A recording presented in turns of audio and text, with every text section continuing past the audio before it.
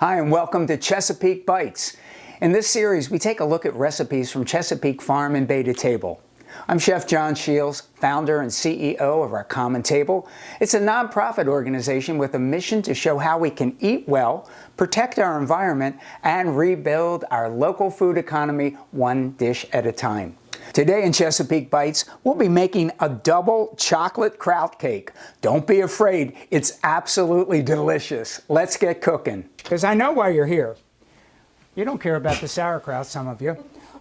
You really are interested in, what do they all come for? Why do they come to the Kraut Fest? It's always for dessert, for the chocolate sauerkraut cake. Chocolate sauerkraut cake, you know. And so when we started doing that, first people said, oh my God, that's going to be so gross. And they come back and they absolutely love it. It has to be there. And Douglas is a pastry chef, so it makes sense that he would be the guy to make all this happen. Okay. You know, everybody has their KitchenAid, right? This is my KitchenAid. I was yesterday. And it's so much easier to have. I love you. Your mixer looks as old as mine. This is vintage. They never break. I might get out our whisk and show you that, but we do have some vintage equipment here. So Mare, what you're going to do is you're going to help Douglas cream the sugar and the butter. The most important part of any dessert, butter and sugar. Yes, sir. And creaming them together. All right, so we're out to a great start. All right, great start, great start. Just going to mix that around just a little bit more. Should I beat it a little bit more? Oh yeah, keep Just a little going. bit more. We'll start slowly adding some of the eggs and the rest of our vanilla Yeah, extract here. that'll help it all come together, won't it, Douglas? There we go. The emulsification stage, very important in mixing. We're just getting to our creaming stage, and then we're going to have our dry stage. Okay. You started teaching your class? Oh, I can't wait for this. This is fun. Okay. All right. So we got our flour. We got some cocoa powder here, our leavening agents and salt. All right. Okay. So now I would probably put it back on like a speed, yeah, the lowest you can do. Okay, we're gonna. Let's actually. I do everything with my hands. You see. Sifting the flour. I see it Gertie here when you do that, John. I love This it. is this is definitely. This is Gertie. So we're gonna add half the dry mix, At a time. all the water, then the remaining dry mix. And have you ever had a tough cake? Well, that's Yes. because they beat it All right, so too that much. low speed. There we go. All right.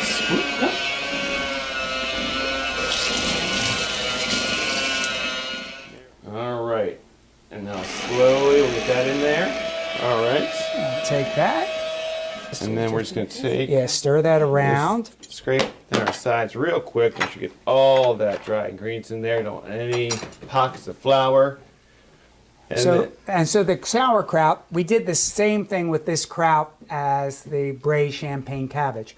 We rinsed it very well with cold water and drained it out. And so the sauerkraut kind of gives a tang to the batter. It's sort of like if you would be putting yogurt in, but when you chop that kraut, it gives it a really nice consistency. It's almost like you have some coconut, mouthfeel of that. But you get a little creaminess in that too. And you wouldn't even know there's sauerkraut in here if we didn't tell you made it. That's right. That just looks Doesn't that good? Yeah. It does look good. So, okay, so we're going to do that there. And now, do the magic of television one more time. These will be going into your oven at 350 for 20, 25 5 minutes. And then what do we have? And then You pull out of the oven. There we go. There we go. Voila. Look at that. Lolo. The Lolo. magic of television. All right, let me get the and I bet plate. we have a and taster then tonight too. No. Oh, here. Really, this is kind of a, if you ever, or you buy the Domino's sugar box, there's this frosting on the side there for cocoa buttercream. Almost the same recipe, but we use a little bit of heavy whipping cream to lighten up a little bit more, and also a little more butter fat. Never hurt anybody. You're already having dessert. We saw how much sugar went into this thing in butter. It's okay to add a little bit of heavy whipping cream to your frosting, you just really just want to make a nice layer of frosting. Just pipe it all around there. You just want to make sure you cover all the areas of that cake, because there's nothing wrong with frosting. he's not Oh, skipping. they look amazing. There we go. Awesome. Look at that. Thanks so much for watching. We hope that you got some ideas to recreate in your own kitchen and learned a little something along the way. For more information on our common table and our mission to eat well, protect our environment, and rebuild the local food economy one dish at a time, check out our website and join us on social media.